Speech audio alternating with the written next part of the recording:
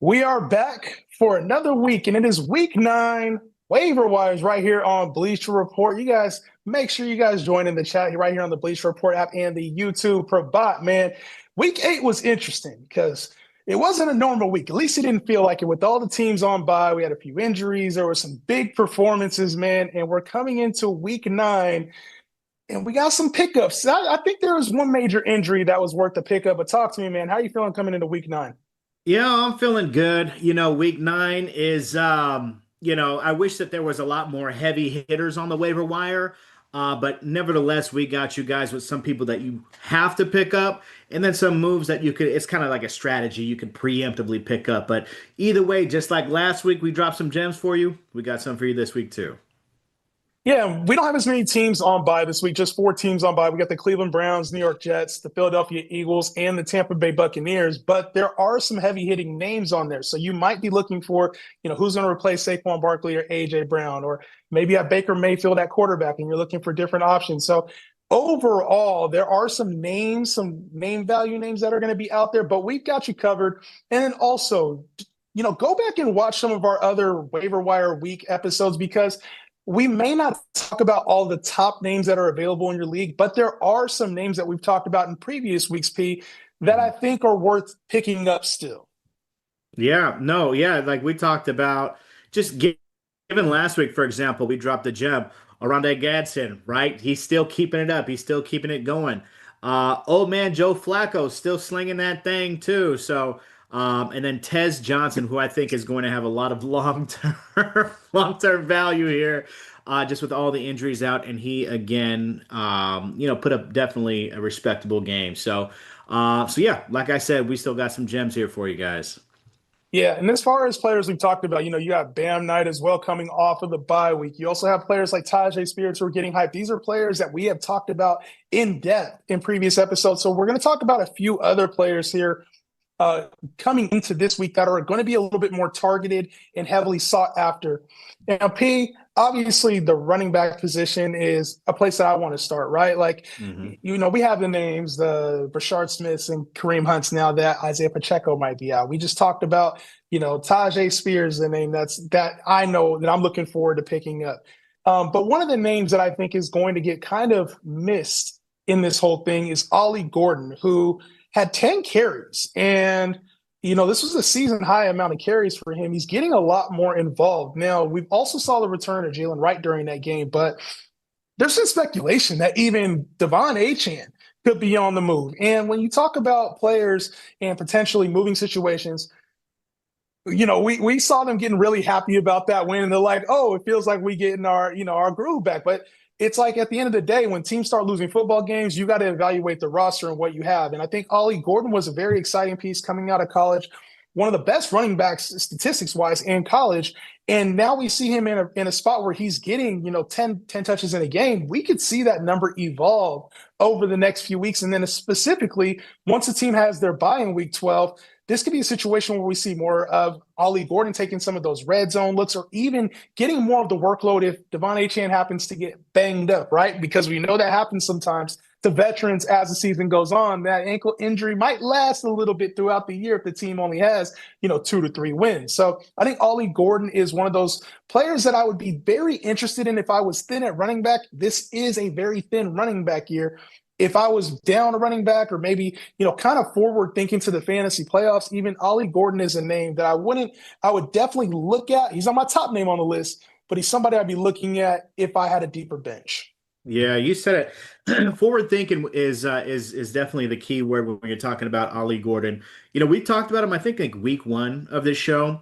He had a specific role, and if this team was like, had any promise or had any like if they had a winning record, then I could see them still like remain he could remain in that like goal line role or whatnot. But this team is struggling, and it feels like it's only a matter of time. So this is one that's going to go under the radar, but could definitely be gold, just like you're saying, Jay. Should Achan get traded, like the rumors are saying online. So I'm with you on that.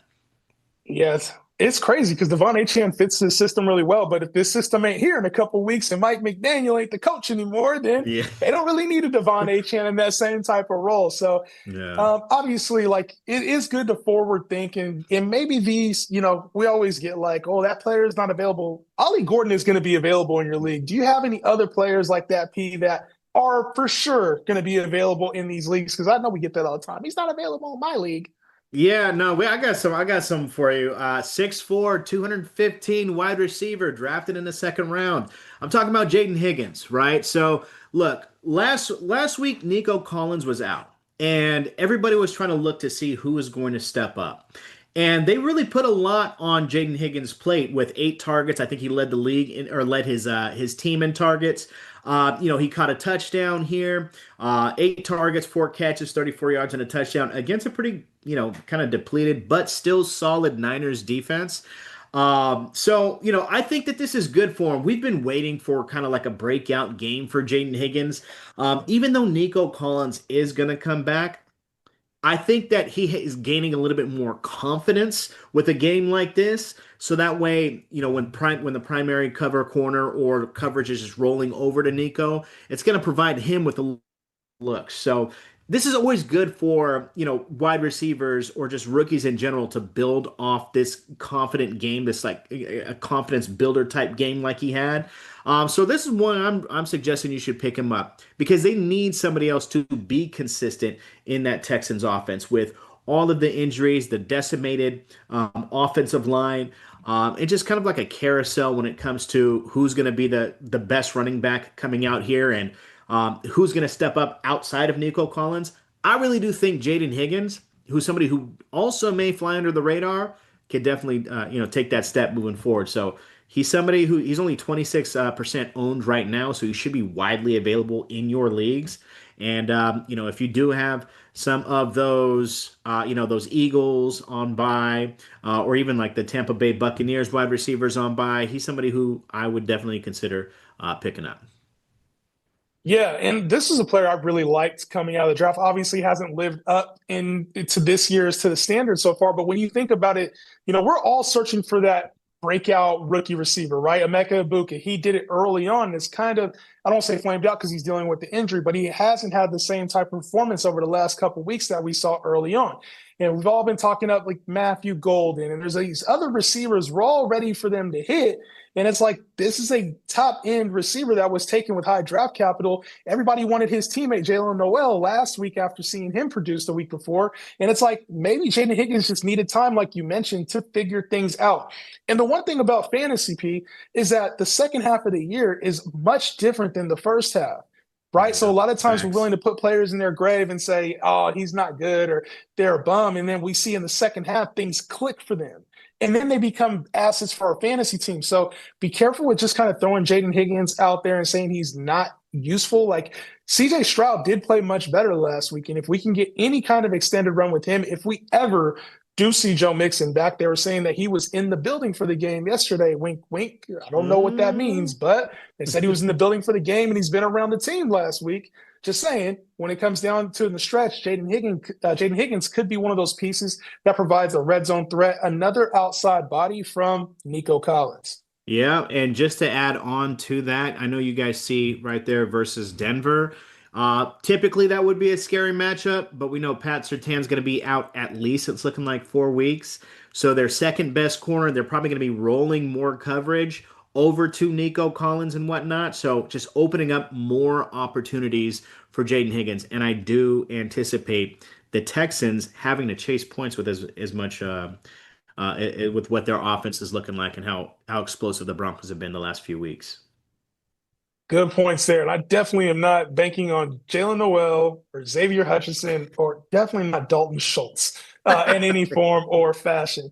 Let's get to it. Those are two kind of, a little under the radar pickups. Let's talk to the chat though. I see you guys have come in here and asked a few questions. So we're going to get to a few before we get into our next player. Frozen Scorpion asks, is Chuba Hubbard droppable for Tyrone Tracy, who may or may not be on this list in a little bit? And P, Chuba Hubbard, it's weird because he didn't lose his role to Rico Dowdle, but this has become a full-blown timeshare now. Yeah, it's a timeshare. I've even seen that they're listing him as like the RB2 or positioning him as the RB2 behind Rico Dowdle. And it was like only a matter of time. If you've seen how explosive Rico Dowdle was in Chuba's absence, it was really like, okay, the time's kind of just ticking on that. So, is he droppable for Tyrone Tracy? I think that Tyrone Tracy is going to have more usage in this offense. And this Giants offense is better with the QB switch. Obviously, their rookies looking phenomenal. And man, it sucks to definitely see Scat Pack, get injured and out for this season because he was really the heartbeat of that New York Giants team. He was really like just head on, exciting to watch. So Tyrone Tracy, I would choose Tyrone Tracy over Chuba. I would try and trade Chuba instead of dropping him. But if you can't, I'd go ahead and pull that trigger.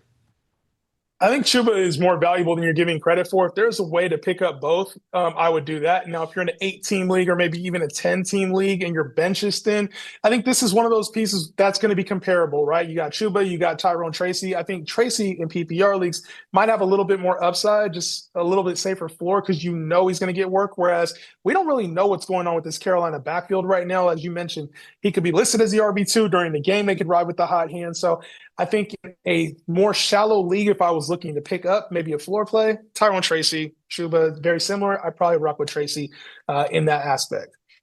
Next question that came in, P, was trade Abuka for Javonte Williams. The other running backs are Chase Brown, both Carolina running backs, JCM and Mason. You already have Lamb, Odunze, Stephon Diggs, and T Mac. So basically asking, like, hey, I need a running back. Should I get Javonte Williams and trade Abuka? Who would you rather have? This is a good one. This is solid because I think that I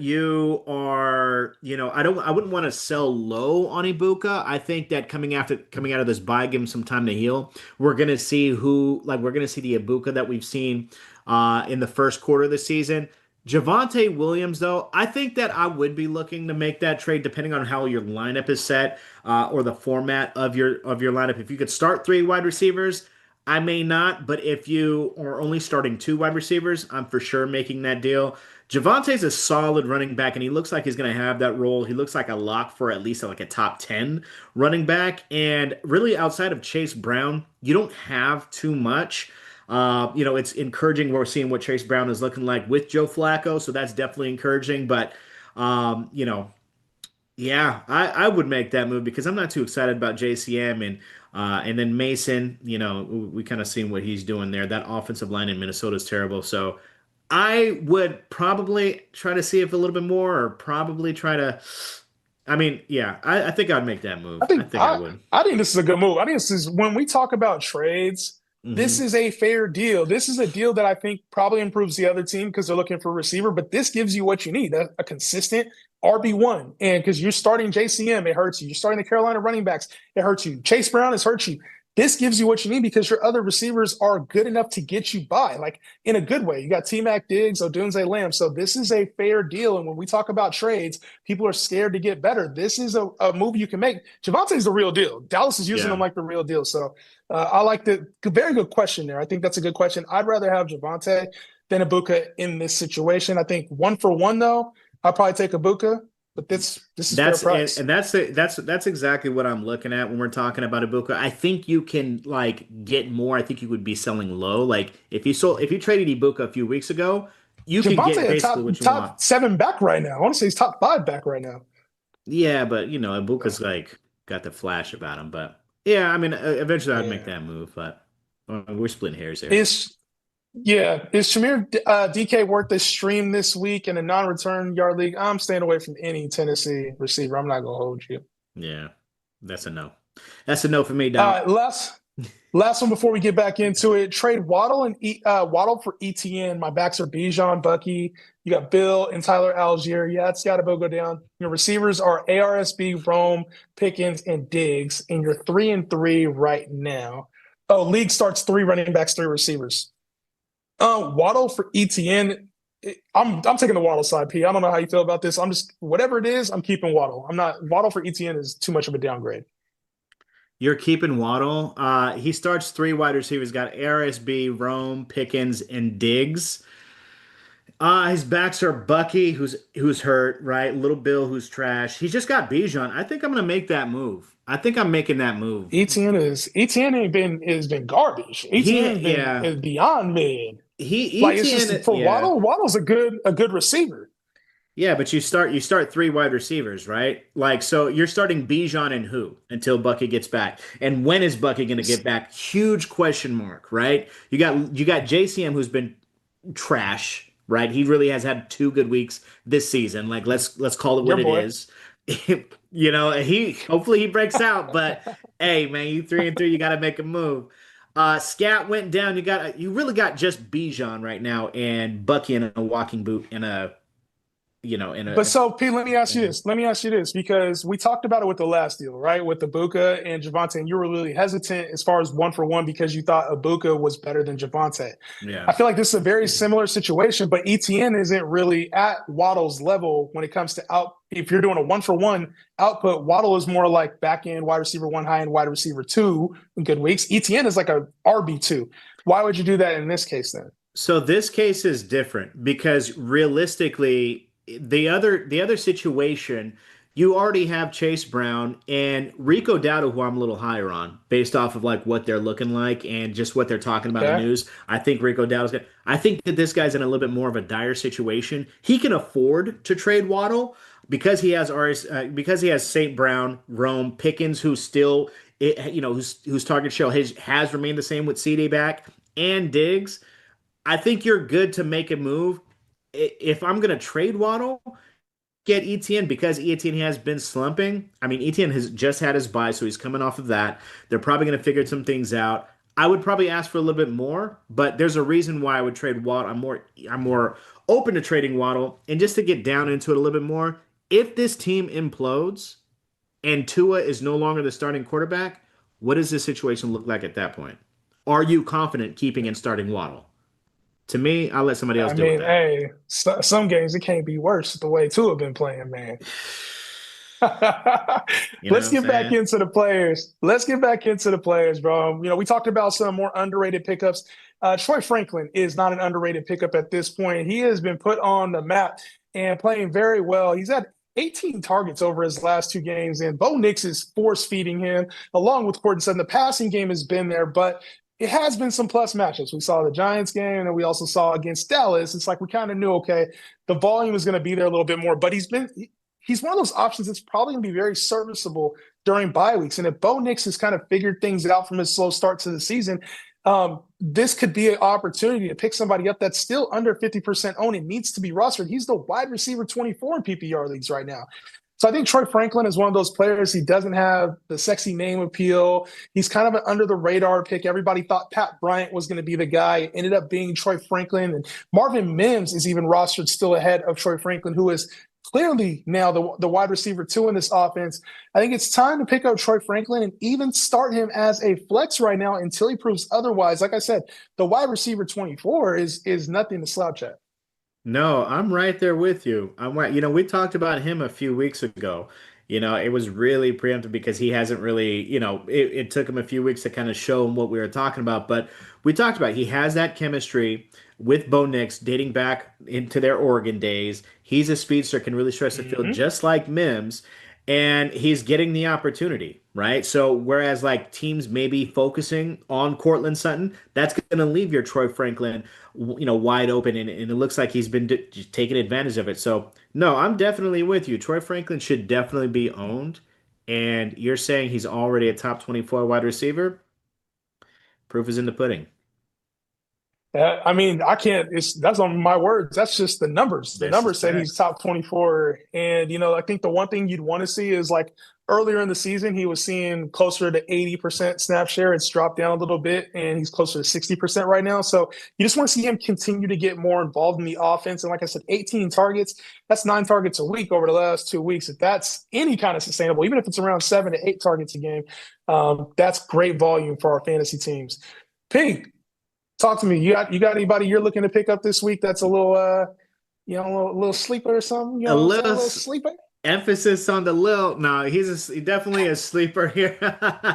Isaiah Davis, man. I think that this, just like your Ollie Gordon, this is somebody who's going to be flying under the radar because he's going on a bye this week, right? The main reason you want to look at this is, look, the proof is in the pudding with the Jets and how kind of abysmal they are. They're just coming off their first win of the year, which is great, but in reality, they don't have any playoff aspirations. They need to figure a lot of stuff out. Brees Hall is the one shining piece on that offense that is healthy, and he's also on the trade block. So they're going into a bye. In my experience, when players show out that when they got when they got like rumors of a trade and they show out, I wouldn't be surprised if he gets traded on their bye week. I would not be surprised. So, teams that are looking for running backs like the Chiefs could use some help with this run that they're going on right now. Would not be surprised. So, Brees Hall had one hell of a game, right? 133 rushing yards and, two catches and whatnot. With that big game that Brees Hall had, it was still a 50-50 split, that they were sharing the backfield, him and Isaiah Davis. So if he does get traded, and again, this is a preemptive move, you probably won't even have to spend any fab on Isaiah Davis because they are going on a bye. But if he does get traded, Isaiah Davis' value shoots up dramatically with the amount of catches and targets that he gets in the passing game. He's a back end, he fits into that back end RB2 role should Brees Hall get traded, and he's somebody that you can get basically for free in this bye week. Somebody should not be, you got to take that chance. Yeah, I'm not gonna lie to you. Like, I'm not as optimistic about Brees Hall getting traded just because they lost Braylon Allen. So that would be my only thing there, and they're on a bye. So I think the one thing too here is if you're like in a 16-team league, this is the kind of pickup you make and you make that move ahead of time. But if you're sitting on the bye and you're, in a 10-team league or even a 12-team league, at least in my opinion, I think you can afford to wait until after the games are done this week. And then once the games are done on that Monday night, then you pick up Isaiah Davis for one of the players that struggled on your team in a preemptive move. That gives you a little bit of time. And it's right before the trade deadline. It's right before the pickups. And so a lot of times those players are still available on waivers. They're free agents. They're not waivers because they haven't played yet. Now you go get Isaiah Davis at the end of the week. Just a little strategy move there if you're looking to pick him up. Yeah, I'm with you on Let's that. get back. Yeah, let's get back to the questions before we get to our last two players here, P. Let's kind of go rapid fire through some of these so we can get to our last players and spend a little time on them. Trade Waddle, Kincaid, Chuba Hubbard, and Caleb Williams for JSN and Drake May. 7-1 right now. So basically, is it time to consolidate some of those pieces to get top elite pieces? What do you think? 100% I'm doing that deal. Yeah, I feel like that's a no-brainer to me. Yeah, Jason, the number one wide receiver right now, for sure, do that deal. Yeah, and you get Drake May, top 5 quarterback. Easy move. Trade Chris Olave for Derrick Henry. I'm taking Derrick Henry all day. Give me Derrick Henry. Already had his bye. Now Chris Olave can get traded, but nevertheless, I'm taking. If I'm trading Derrick Henry, it's gonna be for a lot more than that. A lot more. Well, if you're trading Olave, you better be happy you're getting Derrick Henry because not only is he a trade away, he's now a quarterback away. He has to hope Tyler Shook is good. And then they also have to make sure that he stays healthy because we know Chris Olave's had health concerns over his entire career. So a lot of question marks you get rid of for a very certain thing in Derrick Henry. Easy move to make. Easy. I traded away Rico for Hampton a couple weeks ago. Was that a bad move now that Rico is RB1? Yeah, it's a bad move because. But you can't look at the past though. Yeah, we look forward, man. We look forward because it's tough. Hampton's probably not going to come back till after week 12, but yeah, at least. Yeah, they're saying it's going to be a long way back for Hampton, and especially the way Vidal's playing right now. They don't need to rush him back. Should I sit on Debo or try to trade him for another mid-tier guy? I think you can. I think with Debo, this is one of those players that you can kind of wait on. As far as trying to trade for him for another mid-tier guy, I think you could wait with Debo. He's just going to be more wide receiver 3 where you drafted him as opposed to the wide receiver 1 that you were getting when Terry McLaurin was back. So unless you're thinking you have a direct replacement that's better than Debo, in my opinion, P, I think just wait with Debo. Yeah, it doesn't make any sense to try and do a lateral move with Debo. Debo's going to look good. The positive thing when you're looking at that game last night is they're scripting plays for him, right? They're getting him out there in space, doing a lot of the screen passes. So he's going to get his work. Just hold on. It doesn't make any sense to make that move. Yeah, unless it's positional, you can get a similar tier running back if you really need it, or like it's a different position. Otherwise, just keep Debo. Tank Bigsby a good pickup. Now, I've seen a lot of people picking up Tank Bigsby. He's been atop some of the leaderboards. This is not a good pickup unless No. Saquon is out for 2 to 3 weeks, and it seemed like Saquon was bouncing around. This Yeah. isn't a good pickup, and the Eagles are on a bye, so they're going to come off fully healthy, ready to go. Tank Bigsby, he had a good game, not a great pickup. And Terrible then pickup. last P, terrible, terrible, Yeah. dang, terrible. Tank Bigsby, you were once on rosters just this season. RIP. Last question, P, before we get back to the last two. Is it time to drop Matthew Golden now that Christian Watson is back? This is a Ooh. very interesting question because we know these Packer receivers. Christian Watson's is already back. Jaden Reed is on his way back. How do you feel about Matthew Golden? I mean, this is something that, we may be talking, we may be giving up our cards here, talking about this. I think this is a pick, Debo Mojo. I think you should wait till the breakdown of these players that we got, these next two players, and it'll answer your question. Yeah, and for me, Matthew Golden is an upside play. Kind of reminds me of like your Jaden Higgins play, like where a rookie receiver is going to break out here late. The only thing is Jordan Love just spreads the rock around way too much. So it's tough to say drop him because the talent is there, the draft pedigree is there. So I think you could hold Matthew Golden in a deeper league, in a more shallow league. Time to move on.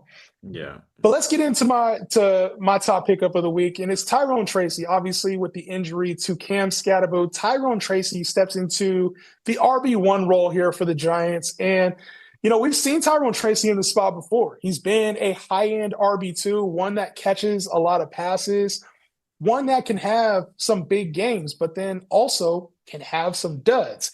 But I think in this spot, at this section of the season, this is a great pickup in a time to invest into the running back spot because we know he can produce. We know the team is using their running backs right now. And even before Cam Scatterbo got hurt, Tyrone Tracy was still getting mixed in. So I think Tyrone Tracy, he's one of those players that in the passing game, he provides himself a nice floor in PPR league. So I don't mind starting him as an RB2 as a flex option. And he's just one of those safe players that doesn't have a whole lot of games where he's under 6 fantasy points like a Bill Krosky Merritt or some of these other options out there. I'm not trying to throw shade, but that's just what it is. Tyrone Tracy provides a nicer floor than some of the other players that are out there that start at this RB2-ish type level. So while I don't think he's an exciting league winning type option, and I do think Devin Singletary will probably factor in at some point, I think Tyrone Tracy is one of those players that I would want to pick up and prioritize on waivers, especially with how thin running back is and just to be able to get through buys at minimum. I think Tyrone Tracy is one of those players I would want to see on my roster instead of somebody else's roster.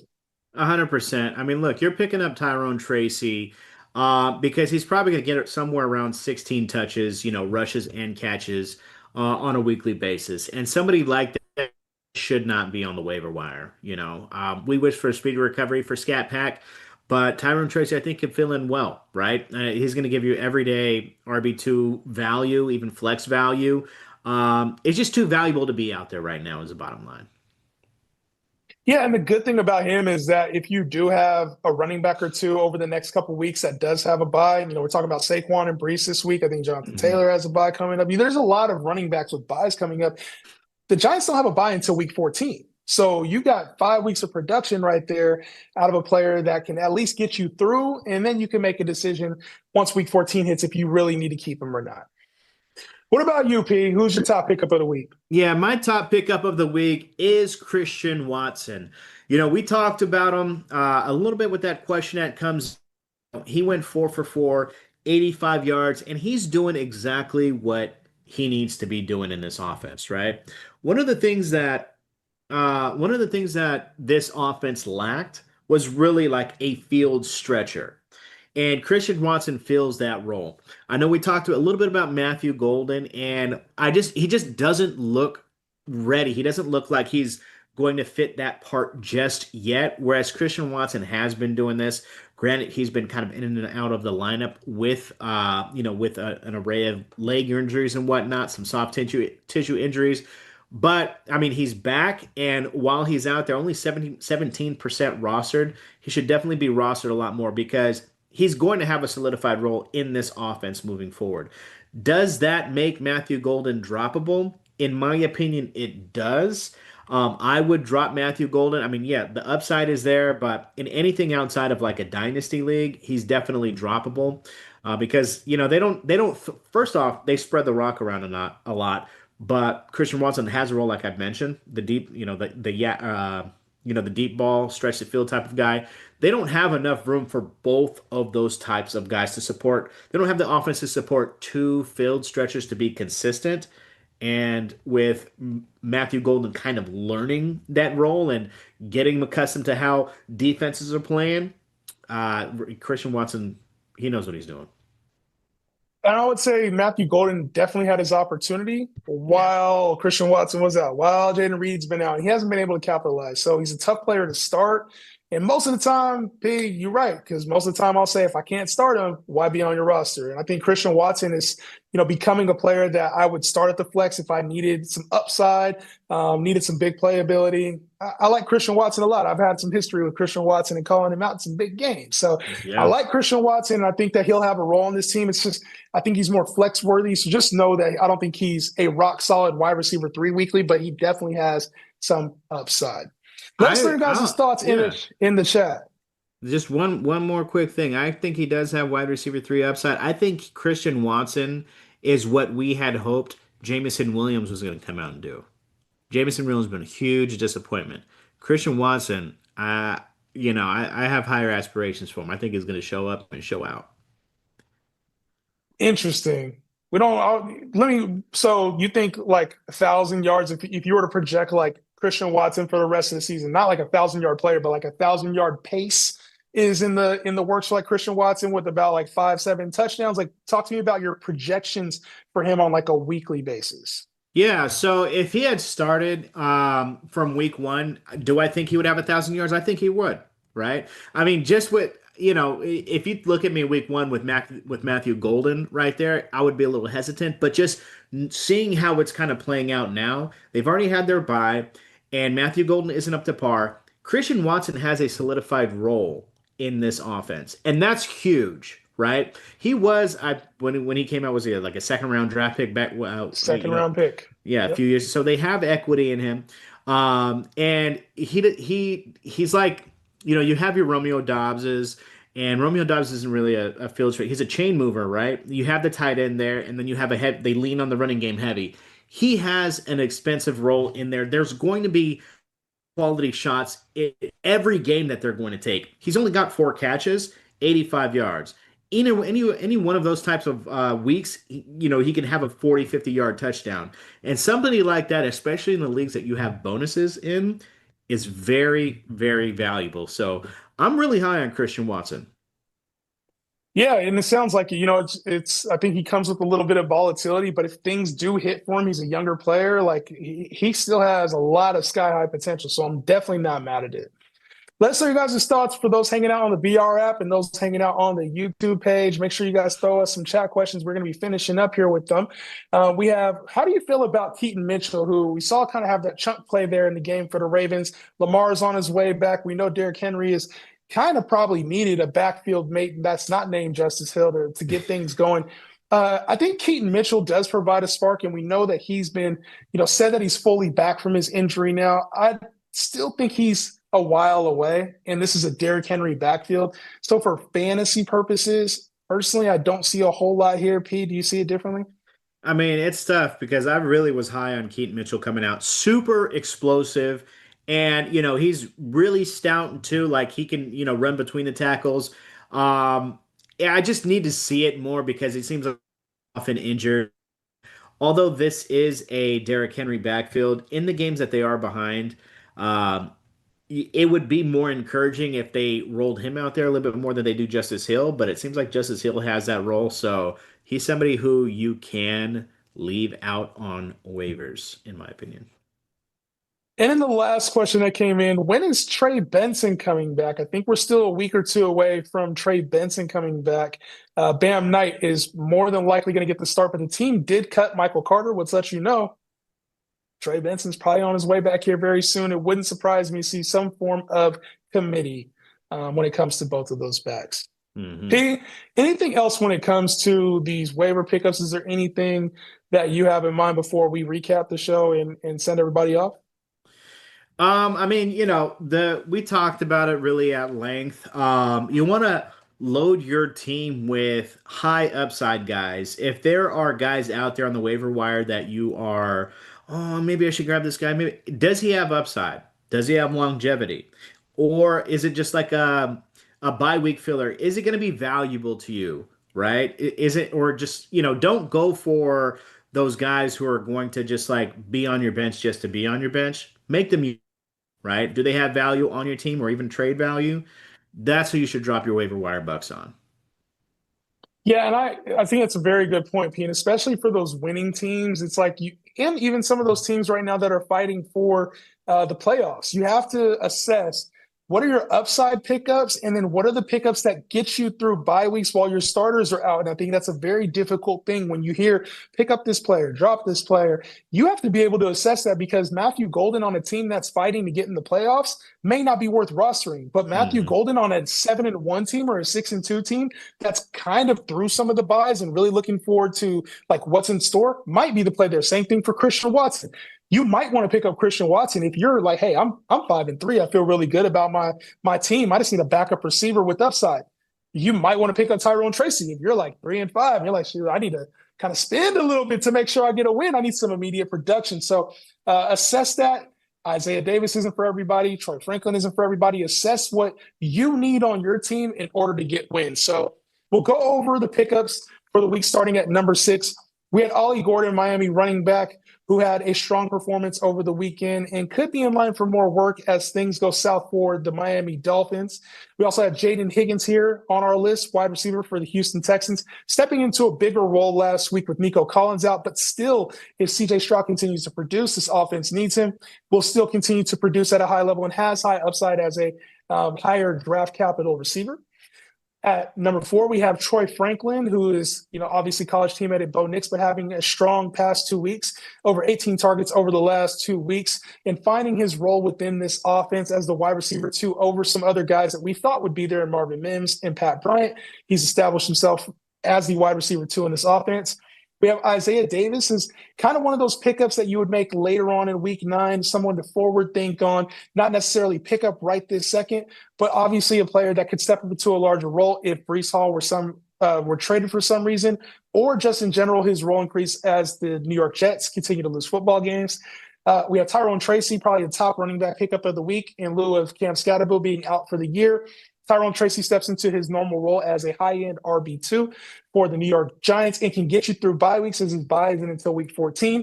And then we have Christian Watson, a high upside option in this Packers offense that does have a role. And if you're questioning between him and Matthew Golden, Christian Watson does kind of have a favorable role in this offense. So we'll leave that up to you whether you need production now or you're looking for a little bit of upside, or maybe Christian Watson, which is that perfect combination of both. P, my man, that was a good show. Week 9 waiver wire. You gotta wishing everybody luck or what? Hey, anybody who's in my league, I ain't wishing you nothing, man. But to all the viewers out there, hey, good luck. Tune in, tap in. You see some of these people that are performing now are names that we have dropped a few weeks ago. So just keep that in mind. But yeah, that's what I got for you, Jay. What you got? Man, just hey, I'll say this. If you're 0-8, 1-7, keep fighting. Don't let your team just die. Don't give up on your league. And then also, too, if you're 2-6, 3-5, you have an outside chance of making the playoffs. So don't quit and think that you don't have a chance to make the playoffs. You absolutely do. I've seen the craziest stuff happen before where teams have been 1-6 or 1-7 and made it to the fantasy championship. So don't think you're done just because that's happened. But for Bob Parmar, for myself, Justin Henry, this has been the Week 9 Waiver Wire episode right here on the Bleacher Report app and YouTube page. We will see you guys on the next one. Peace out.